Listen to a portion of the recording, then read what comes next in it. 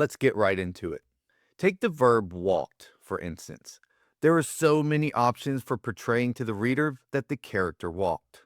You could use stomped, marched, strode, stalked, stormed, charged, advanced, thundered, crept, tiptoed, slinked, and so many more that you see on your screen right now. So, how do you choose which verb to use?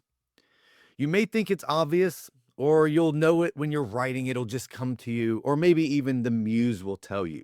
But we review hundreds of scenes from writers every month, and I'll tell you, it's not that simple. So let's walk through it together.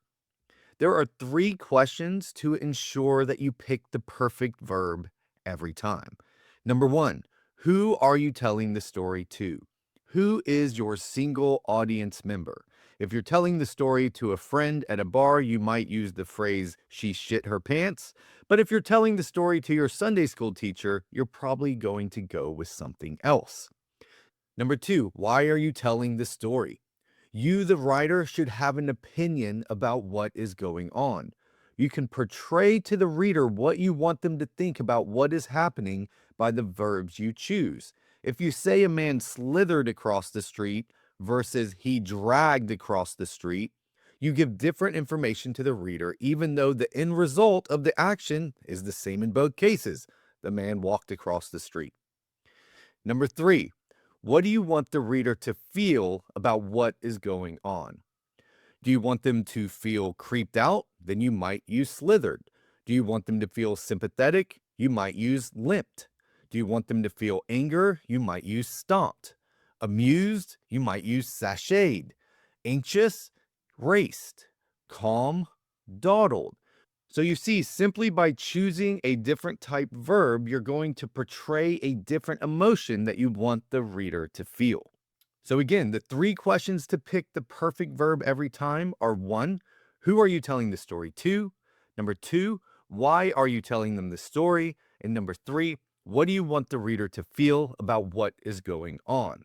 Now, there are 2 rules that you must follow when you are choosing these verbs. Number 1, don't be neutral. The reader is relying on you to indicate to them how they should feel about what is going on in the story. If you pick nothing but neutral verbs, they will feel lost and confused, which means they will stop reading and move on to a better writer. So number 1 is don't be neutral. Number 2 is be consistent. If you want the reader to feel anxious, pick anxious verbs. Angry, then angry verbs. Amused, then amused verbs. The only thing worse than being neutral is being inconsistent, because the reader will feel yanked around emotionally and not know what to think, which again means they will close the book and move on to a better writer.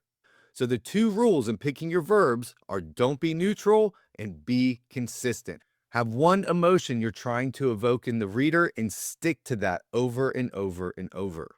If you do this, you'll start writing page-turning fiction that readers will love. But here's the thing. Picking the right verb is just one of the many skills you have to get right in order to write page-turning fiction that readers will love. If you're feeling stuck in your writing, it's not because you're lazy or you're not smart enough.